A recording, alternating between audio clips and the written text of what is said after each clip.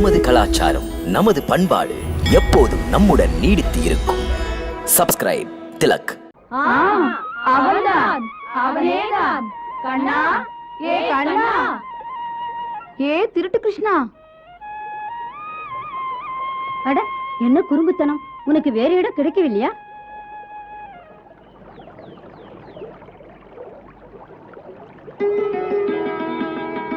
இங்கே உனக்கு என்ன வேலை? வேற என்ன வேலை? புல்லாங்குழல் ஊதுவது. சரி, உங்களுக்கெல்லாம் இங்க என்ன வேலை? நாங்கள் குளித்துக் கொண்டிருக்கிறோம். அப்படியா? குளியுங்கள்.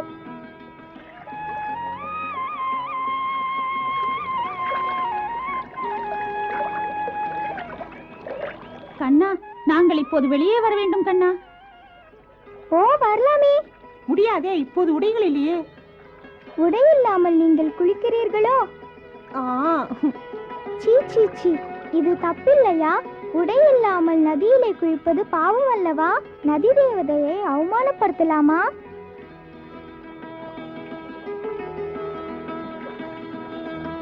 போதும் கண்ணா, தப்புதான் செய்திருக்க கூடாது. நாங்கள் போட்ட உடைகளை காணவில்லை. படியிலே தான் போட்டிருந்தோம். யார் எடுத்தார்களோ பாரேன். எனக்கு மட்டும் என்ன தெரியும்? புல்லாங்குழல் ஊதுவதிலேயே நான் என்னை மறந்திருந்தேன். நீங்களே போய் பார்த்து கொள்ளுங்கள். முடியாதே, ஆடை இல்லாமல் எப்படி வெளியே வருவது கண்ணா? எப்படி ஆடை இல்லாமல் சென்றீர்களோ அப்படி. அப்போது யாரும் இங்கில்லையே. உண்மையாகவா? ஏன் போய் சொல்லுகிறீர்கள்? நிஜம்தான் சொல்கிறேன், யாரும் இல்லை. ஏன், பகவான் கூட இல்லையா? பகவானா? ஆம், பகவான் தான். உங்களுக்கு தெரியாதா? பகவான் தான் எங்கும் இருக்கிறாரே. பகவானுக்கு முன்னால் ஆடை இல்லாமல் போகலாமா? வெட்கம் இல்லையா? பெண் புத்திதானே, இனிமேல் செய்ய மாட்டோம். தப்பு என்பதை உணர்ந்து விட்டோம். இனிமேலும் தண்ணீரில் இருந்தால் குளிர் தாங்காது. இப்போது நீதான் உதவ வேண்டும். எப்படியாவது எங்கள் உடைகளை தேடிக்கொடு. கும்பிட்டு கேட்கிறோம் கண்ணா. கும்பிடுவதால் பரிதாபப்பட்டு போகிறேன். நான் போவதற்கு ஒரு நிபந்தனை. என்ன? அட, அங்கு பார். நம் உடைகள் மரத்தில் இருக்கிறது. நல்லவன் போல் நாடகம் ஆடுகிறாய். இப்போது என்ன செய்வீர்கள்? உனக்கு புத்தி ஏன் இப்படி வக்கரமாக போய்விட்டது கண்ணா? வக்கரமாக போகவில்லை, நல்லெண்ணத்தில் அப்படி செய்தேன். பாவம், யார் உடைகளோ கீழே கிடக்கிறது, திருட்டு போய்விடும் என்று மரத்தில் வைத்தேன். உங்களுடையது என்று சொல்வதால் உடைகளை தந்து விடுகிறேன். மீண்டும் ஒரு நிபந்தனை. உன் நிபந்தனை ஒன்றும் தேவையில்லை. அட, மானம் கெட்டவனே! முன்பு வெண்ணெய் திருடினாய், இன்று உடைகளை திருடுகிறாய். கொடுக்க போகிறாயா மாட்டாயா? இதை யசோதையிடம் போய் சொன்னால் அடிபடுவாய் கண்ணா. அந்த அளவுக்கு போக வேண்டுமா? அப்படியே செய்யுங்கள், சீக்கிரம். எனக்கு என்ன? ஏய் மன்சுகா, நீ என்னமோ சொன்னாயே, இந்த கும்பல் சமாதானத்தை விரும்புகிறது என்று. பார்த்தாயா இவர்கள் திமிரை?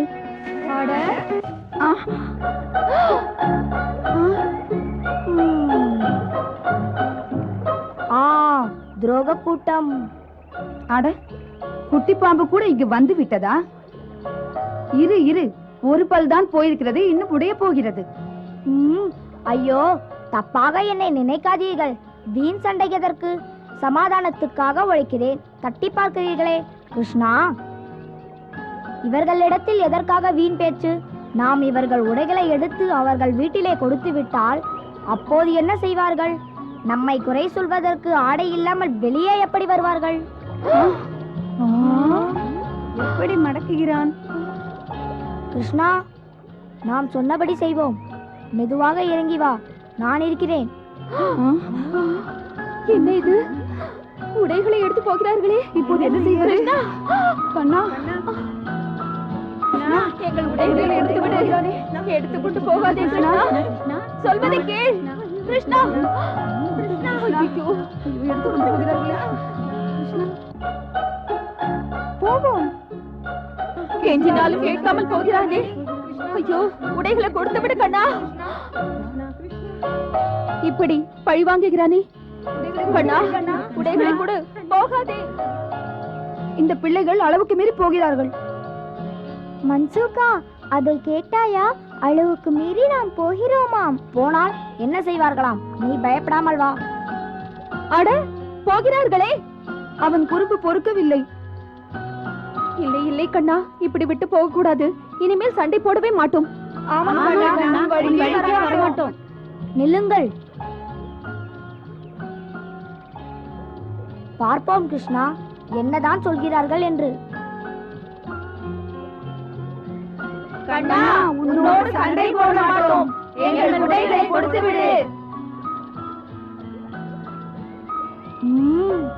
சமாதானத்தை ஏற்றுக்கொள்வீர்களோ?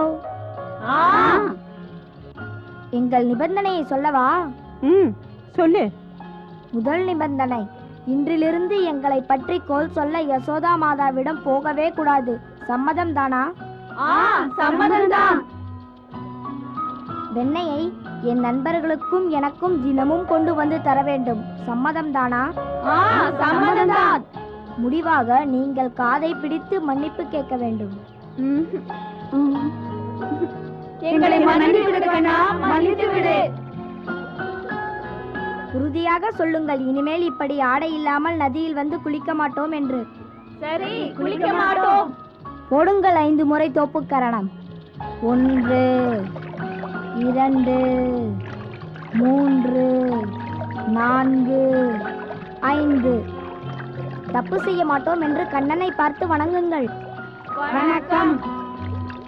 நலம் பெருக.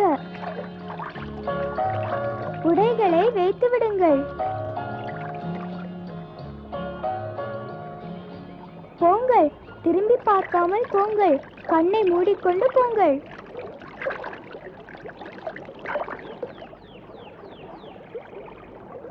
கண்ணன் கெட்டிக்காரன், அதனால்தான் தோற்றுவிட்டோம்.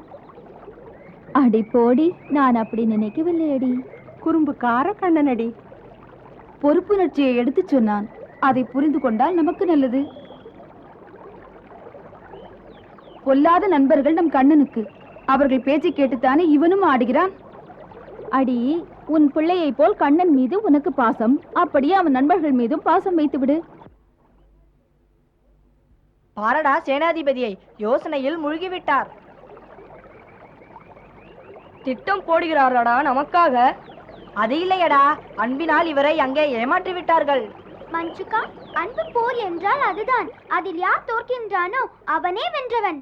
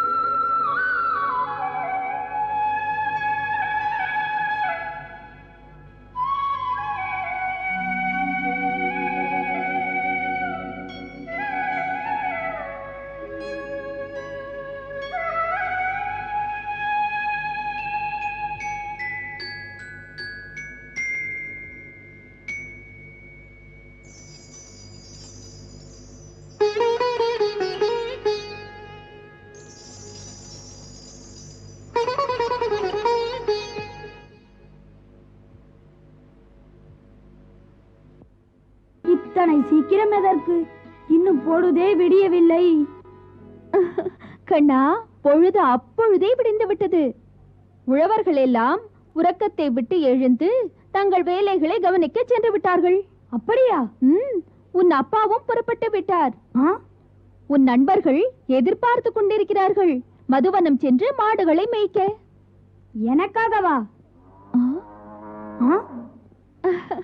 கண்ணா, உன்னைத்தான் கூப்பிடுகிறது உனக்கு பிரியமான அந்த பசு. சீக்கிரம் புறப்படும் மதுவனத்திற்கு. அப்படியா அம்மா? நேரமாகி விட்டதா? சரி, புறப்படத்தான் வேண்டும். இல்லை என்றால் என் நண்பர்கள் கண்ணா கண்ணா என்று கத்துவார்கள். கண்ணா,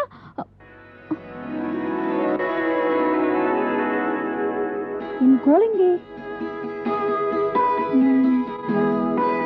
அதோ என் கம்பளி அதோ. அம்மா, என் நண்பர்கள் கேட்டால் சொல்லுங்கள், இதோ வந்து விடுகிறேன். இரு இரு இரு, என்ன அவசரம் கண்ணா? நீ முதலில் பல் விளக்கி விட்டு குளித்து விட்டு ஏதாவது சாப்பிடு. எனக்கு நேரமாகிறது. நான் யமுனையில் குளிக்கத்தானே போகிறேன். காலை உணவு அதை அப்படியே கட்டி கொடுங்கள். அவ்வளவு அவசரமோ? கட்டி கொடுத்தால் அதை எல்லோருக்கும் கொடுத்து விட்டு நீ பட்டினி கிடப்பாய். பாவம், உங்களுக்கு என் பட்டினியை பற்றியே சிந்தனை. என் மனதிலோ மற்றவர் பட்டினியை பற்றியே சிந்தனை. ஆஹா, எல்லாம் தெரியும். பிள்ளையின் மனது அம்மாவுக்கு தெரியாதா? என்ன? உன் நண்பர்கள் சாப்பிட எல்லாம் கொடுத்து விட்டேன்.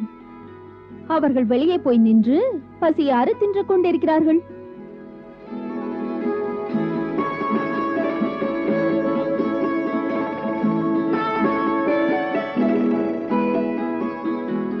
அம்மா, உங்களுக்கு எத்தனை அன்பு! என் அன்பு மகன் உனக்காக தனியாக கட்டி வைத்திருக்கிறேன். தெரியுமா உங்களுக்கு? என் நண்பர்கள் அவரவர் அம்மா கட்டித் தருவதை எடுத்து வந்து அதை பங்கிட்டு கொண்டு பக்கத்தில் உட்கார்ந்து ஒன்றாக ஒற்றுமையாக சாப்பிடுவோம். நல்ல பண்பு. குழந்தைகளுக்கு இந்த குணம் தான் வேண்டும். நான் போய் உனக்கு கட்டி கொண்டு வருகிறேன்.